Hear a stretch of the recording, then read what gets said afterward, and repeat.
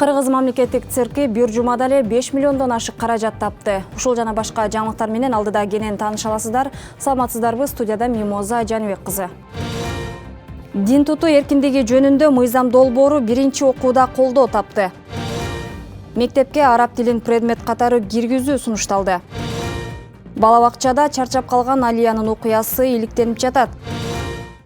Президент Садыр Жапаров бүгүн 10 декабрда Ысык Көл облусуна болгон жумуш сапарынын жүрүшүндө Улуттук коопсуздук мамлекеттик комитетинин чек ара кызматынын Байсары уулу Кыдыр Аке атындагы жаңыланган 20-28 аскер бөлүгүнө барды. Аскер бөлүктө бардык имараттарды, анын ичинде административдик корпустарды жана турак жайларды капиталдык реконструкциялоо боюнча иштер аяктаган. Мамлекет башчысы аскер кызматкерлеринин алдында сөз сүйлөп жатып, бул жерге ушул жылдын жаз айында келип, оңдоп түзөө иштерин тапшырма бергенин эске салды. Президент 1962 жылы түптөлгөн бул аскер бөлүктө бүгүнкү күнгө чейин оңдоп түзөө иштери жүргүзүлбөй, имараттар эскирип, чатырларынан суу өтүп, кейиштүү абалга келгенин көргөндө көңүлү чөгүп, намыстанып кеткенин айтып берди.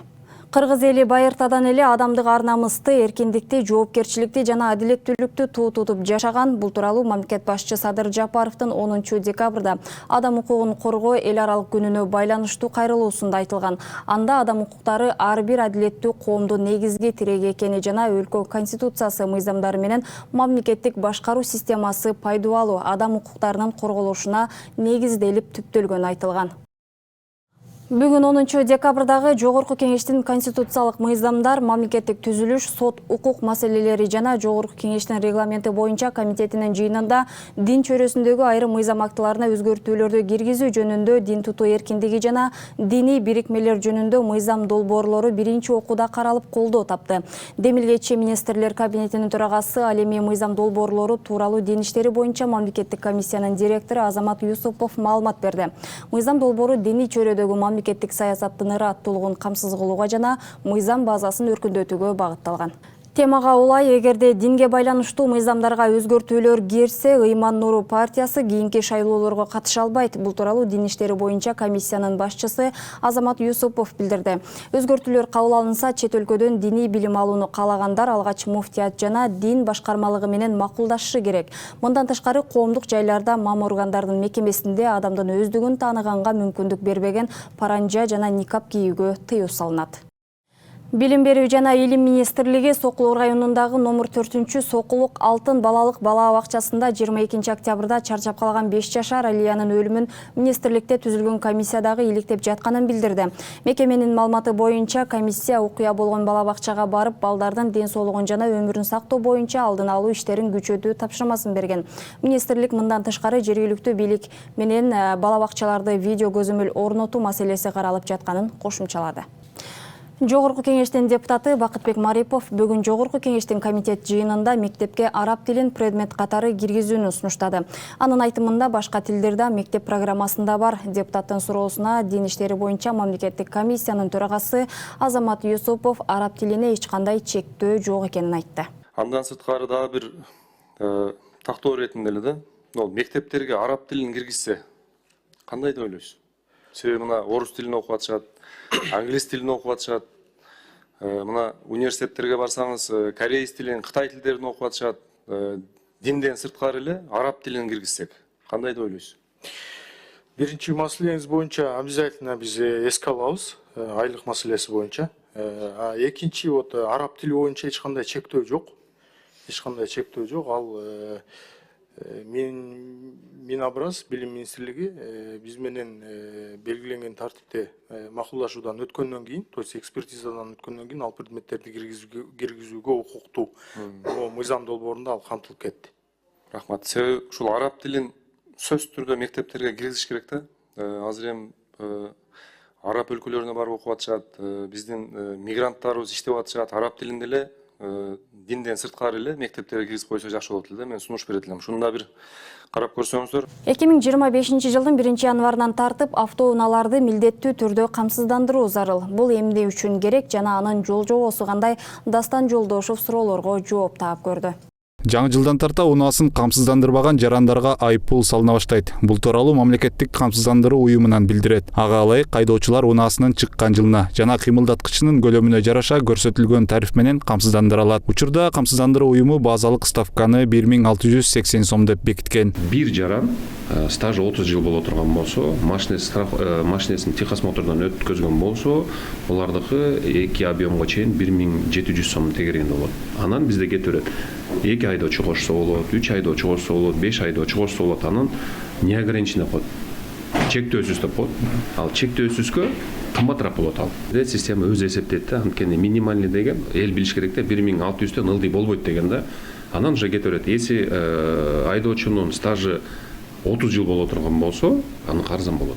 Анан техникалык кароодон өткөн машина болсо, дагы арзан болот. 2 кубка чейин боло турган болсо, 1760 сом тегерегинде төлөйт. Анан если техосмотр жок болсо, айдоочунун стажы 3 жыл боло турган болсо, конечно, аныкы 2000ден ашып кетет. Анткени бизге дагы бул көбүрөөк айдаган адамдын, айдоочунун бизге кепилдиги көбүрөөк болот да. Мамлекеттик камсыздандыруу уюмунун маалыматына ылайык, ОСАГО полиси кандайдыр бир кырсык катталган учурда күнөөлүү айдоочунун жоопкерчилигин алып, анын ордуна баардык чыгашаны 3-чү тарапка төлөп берет. Мисалы, жаракат алган жарандын дарылануусуна кеткен чыгымдан тарта автоунааны оңдотуп берүү каралган. Адистер келет дагы кимдики күнөөлүү болсо, ошолорду күнөөсүнө мойнуна коет дагы күнөөлүү тарап уже төлөп бере берет. Төлөмдөрдүчү. Анан эми мындай. Если сиз экөө сүзүш боло турган болсоңуз, менин страховой полисум боло турган болсо, мен сиздин машинеңизди төлөмдөрүн төлөп берем. Если сиздин машинеңиздин ичинде дагы жарандар жабыркай турган болсо, буту колу сына турган болсо, ал жарандарга да төлөп беребиз биз. Если адам, Кудай сактасын, адам өлүп кала турган болсо, 300 000 сомго чейин төлөп бере турган кепилдикти биздин мойнубузда. Ошол эле адам больницада жатып инвалидность алып кала турган болсо, 150 000 сом төлөмдөр төлөп беребиз. Эми элестетсеңиз, 3 000 сом төлөдүң бир жылга, сүзүп алдың, ошондой кырсык болду, ал кишинин уже ответственность жок болот ал жерде. Баардыгын бизге камсыздандыруу уюмуна жүктөп берип атпайбы? Белгилей кетсек, буга чейин Жогорку Кеңештин депутаттары тарабынан ОСАГО полисин төлөгөн жарандарга жарым жылга чейин убакыт берүү сунушталган. Бирок мамлекеттик камсыздандыруу уюму бул сунуштун ордуна айыппулдун өлчөмүн азайтуу керектигин билдирүүдө. Анткени менен азырынча бир дагы сунуш колдоо табай элек. Эске сала кетсек, учурда өлкө боюнча 1 600 000 унаа катталган. Анын ичинен учурда 100 000ден ашыгыраак гана милдеттүү камсыздандыруудан өткөн. Дастан Жолдошев, Талас Аманбеков, 7 канал. Жогорку соттун төрагасы Медербек Сатыев Ысык Көл облусуна болгон иш сапарынын алкагында Түп райондук сотунун жалпы жамааты менен жолукту. Жыйында кызматкерлердин материалдык техникалык базасы жана милдеттеринин аткарылышы талкууланды. Төрага жарандар үчүн жөнөкөй шарттардын түзүлбөгөндүгүн сынга алды.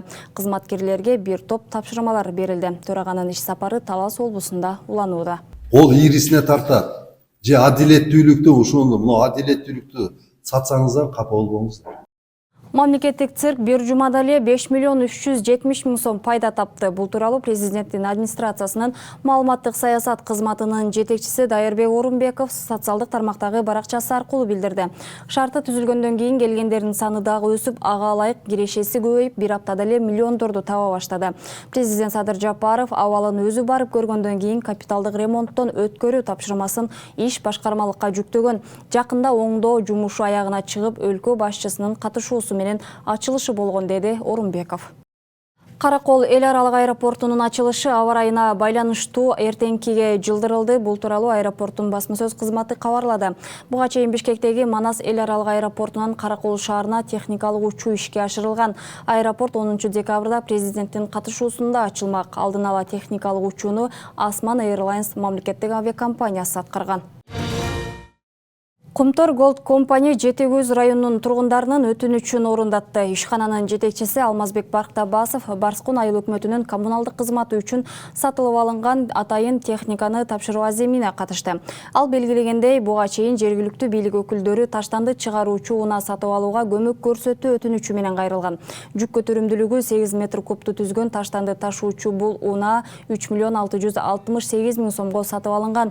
Анын 668 000 жергиликтүү тургундар өздөрү чогулткан. Эске салсак, компаниянын артыкчылыктуу багыттарынын бири жергиликтүү жамааттарды өнүктүрүүгө көмөктөшүү жана жергиликтүү инфраструктураны жакшыртуу экенин эске алып, атайын ташуучу унааны сатып алууга 3 миллион сом бөлүү чечими кабыл алынган. Мындан тышкары Кумтөр ишканасы Барскон айылынын Кендирбаев атындагы орто мектебине 2 заманбап интерактивдүү смарт панель сатып алууга 410 миң сом, Тамга айылындагы орто мектепке 2 телевизор, 5 компьютер жана 3 ноутбук, түстүү принтер сатып алууга 480 миң сом бөлүндү. Ал эми Кызыл Суу айылынын футболдук командасына форма, топ жана башка керектүү шаймандарды сатып алууга 118 миң сом берилди. Кумтөр ишканасы алдыңкы өнөр жай ишканасы катары өзүнүн коомдун алдындагы социалдык жоопкерчилигин эч качан унутта калтырбайт. Бүгүн дагы мына ошол Кумтөрдүн кезектеги колдоосу менен алдыңарга келдик. Барскон айыл аймагын тазалык үчүн кызмат кылсын деп, ушул турган таштанды ташуучу техниканы сатып алууга 3 миллион сом бөлүп бердик. Турксиб бекетинен Рыбачи бекетине чейинки башкы темир жол тилкесинде жаңы Р-65 тибиндеги рельстерди орнотуу иштери аяктады. Жаңы рельстердин жүк көтөрүмдүүлүгү жогору жана темир жол байланышынын коопсуздугун камсыздайт. Буга чейин өлкөдөгү айрым тилкелерде темир жол курамынын ылдамдыгы чектөөлөрдөн улам саатына 40 километрден ашпаса, азыр ал туруктуу түрдө саатына 60 километрди түзөт. Келечекте бардык поездер үчүн ылдамдыктарды андан ары жогорулатуу пландалууда. Внутреннюю сеть железных дорог. Жакында эле биз рельстерди жаңылоо иштерин жыйынтыктадык. Быйыл Р-43 тибиндеги рельстерди Р-65ке алмаштырып, жалпысынан 15 чакырымдан ашуун тилкени жаңыладык. Р-43 рельстерине 70 жылдан ашык убакыт болгон. Алардын колдонуу мөөнөтү аяктап, айрым тилкелерде эскилиги жетип, өткөрүү жөндөмдүүлүгү жана ылдамдык чектелген болчу. Азыр болсо Түрксибден Рыбачыга чейинки башкы темир жол тилкесинде Р-43 рельстери толугу менен Р-50 жана Р-55 типтерине алмаштырылды. Жаңыланган тилкелерде поезддердин ылдамдыгы көбөйтүлдү. Ошондой эле быйыл темир бетон шпалдардын чоң көлөмү алмаштырылганын белгилеп кетүү маанилүү. Мурда Түрксибден Рыбачыга чейинки кээ бир тилкелерде жыгач шпалдар колдонулса, азыр Токмокко чейинки бардык жерде темир бетон шпалдар орнотулду. Болгону кээ бир чакан тилкелерде гана жыгач шпалдар калды. В этом году мы также заменили очень много железобетонных шпал. Кыргыз улуттук университетинде профессор Качканбай Артыкбаев жана кыргыз адабиятынын тарыхый теориялык маселелери аттуу чыгаан окумуштуу педагогдун туулгандыгынын 90 жылдыгына арналган эл аралык илимий практикалык конференция өттү. Артыкбаев 20-кылымдагы кыргыз адабиятынын тарыхын жазган, анын 500дөн ашуун илимий макалалары жарыкка чыккан. Эскерүү кечесине жазуучулар, филология факультетинин окутуучулары жана студенттер катышты. Көптөн бери эле максаттуу иш алып баратканбыз. Бүгүнкү ошол конференцияда 50дөн ашык макала түштү. Сырттан дагы эл аралык, мисалы үчүн Кытайдан келди, Каракалпакстандан келди, Казакстандан келди, Өзбекстандан келди. Ойлору келди Качканбай агайдын адабий, кыргыз адабий байланышын, мамилелерин түзгөндүгү бүгүнкү жыйынтыгы көрүнүп турат. Анткени биз эми конференцияны кандай багытта өткөрсөк, эл аралык илимий биздин баяндамачылар, биздин агайлар сөйлөйт, бирок Качканбай Артыкбаевдин ошо кыргыз адабий, кыргыз илимине же кыргыз жалпы журтуна кандай салым кошконун көрсөтүү максатында ошол агайдын эл аралык байланышын алдык. Экинчиден Кыргызстандагы өзүнүн инсан катары, педагог катары аткарган кызматы тууралуу маалыматты берип кетсин дедик. Эң алгачкы байланышты ошо Кытайдан келди. Хужинхуа деген 97-ге чыгып калган профессор агай менен 76-80 жылдардан бери эле байланыш түзүптүр. Ал өзүнүн баяндамасын жиберип, өзүнүн Качканбай Артыкбаевга каалоосун айтыптыр. Качканбай Артыкбаев ошол кыргыз адабиятынын адабият таануу илиминин тарыхында өзгөчө орду бар адам. Муну эске албай коюуга болбойт. Себеби ал кишинин калеминен 20-кылымдагы кыргыз адабиятынын тарыхы деген аябагандай чоң фундаменталдуу окуу китеби жаралган. Ал окуу китеби түрк тилине которулган, дагы Кытай тилине которулат деген дагы кеп бар.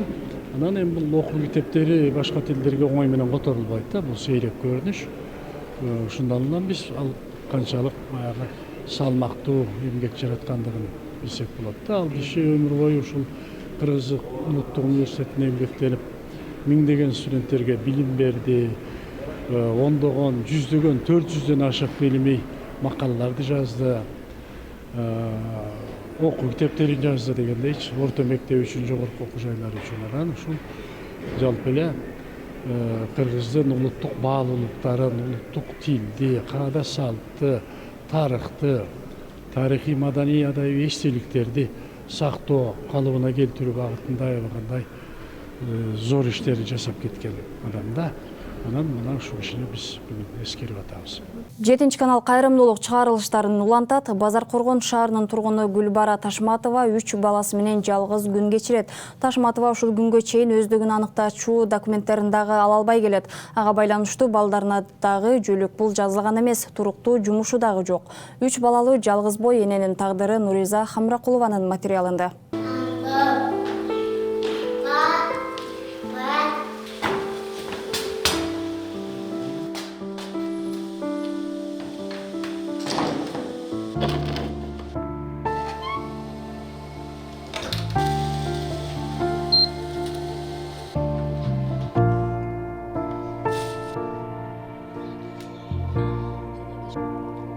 Анаркан деген катын апарып бизди сатып берген. Кулчулукка сатылып кетип, малда иштедик, тамекиде иштедик. Казакка апарып сатып берди бизди. Баргандан баштап бир эң талага апарып казактарда иштедик. Аябай кыйынчылыкты көрүп атабыз бизчи. Бирок менин паспортум аябай кыйын чозулуп атат. Өмүрүмдө паспорт албаган үчүн, мага ушу балдарым үчүн мага бир комната үй болсо, мындан бияма жашоомду улап кетет элем. Себеби мындай дом суук болуп, сактап, азыркы мына үйдө да отуруш мен үчүн кыйын да. Балдарым арасында ооруп калат, пособие албаймын. Былтырда каттык ооруду, өпкөсүнөн шамалдатып алдым, ооруду.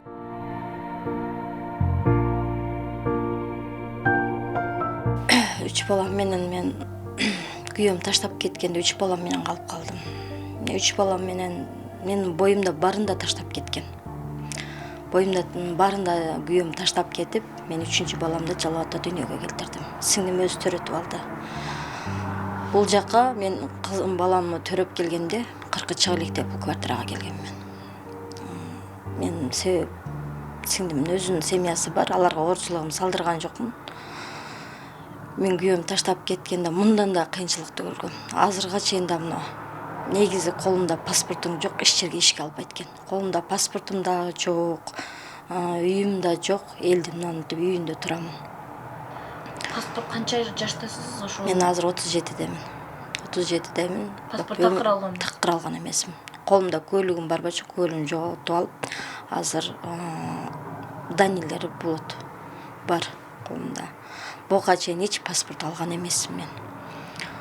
Мен бирөөнүн үйүндө турам. Аябай мына эрим таштап кеткенден аябай кыйынчылыкты көрүп атабыз бизчи.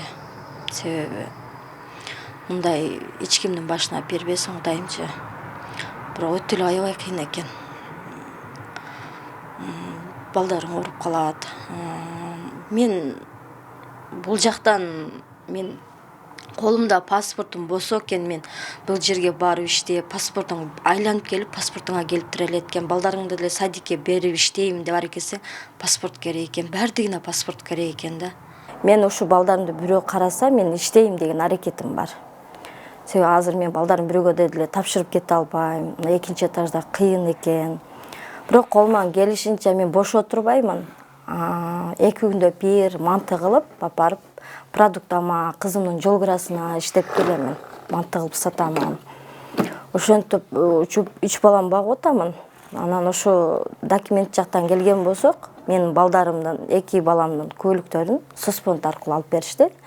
Чоң кызым Казакстанда төрөлгөн үчүн алар жака биз вопрос жөнөттү, соцфонд аркылуу вопрос жөнөттү.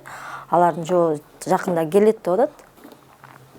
Менин паспортумда Кудай кааласа бүтүп калат. Мен сиздерге кайрылган себебим жогорку жакка кайрылгам. Президенттерибизге, Ташиевтерге кайрылатымын. Мага эч жактан ушундай бир комнат болсо да үй бергенин каалаймын. Себеби мен резко квартирадан квартирага кыйналып кеттим. Азыркы мына үйдө да отуруш мен үчүн кыйын да. Сөз менен айтып жеткизе албаймын. Балдарым арасында ооруп калат. Пособие албаймын. Продуктанууга мындай коомчулук эл тартып атат. Коомчулук эл мындай берип келет, кошуналарым берет, жума күнү топтоп келип берет. Бирок ошондо дагы мен продукта жактан Аллага шүкүр үзүлбөйт. Бирок мына квартирамды төлөш, кызымдын жол кирасы, кийим арасында мен балдарым мындай ооруп калат. Былтырда каттык ооруду, өпкөсүнөн шамалдатып алдым, ооруду. Бирок бир туугандарым бар, алардын да өзүнүн семьясы бар. Апам да бар, бирок ал өзүнчө турмушка чыгып кеткен. Мен ушу көп жерге барган себебим менин колумда паспортум болсо, өзүмдүн паспортум болсо, маған азыркы соцфонд аркылуу маған пособияга чыгарып берем, эже паспортуңузду алып келсеңиз балдарыңызга садикке киргизип, сизге жумуш таап берем, иштей бересиз, бул кыйынчылыктардан өтөсүз деген.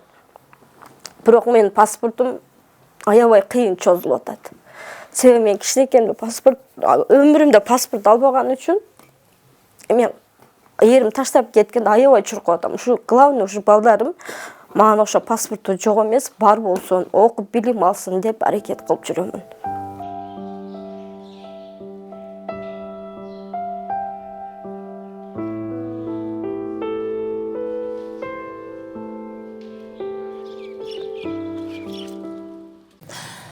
Шейшемби күнгө алынган жаңылыктардын кечки чыгарылышын мына ушулар түздү. Ушул жана башка жаңылыктарды JTTV KG сайтыбыздан кенен таанышсаңыздар болот. Студияда мен Мимоза Жаныбек кызы болдум. Кечиңиздер көңүлдүү улансын. Саламатта калыңыздар.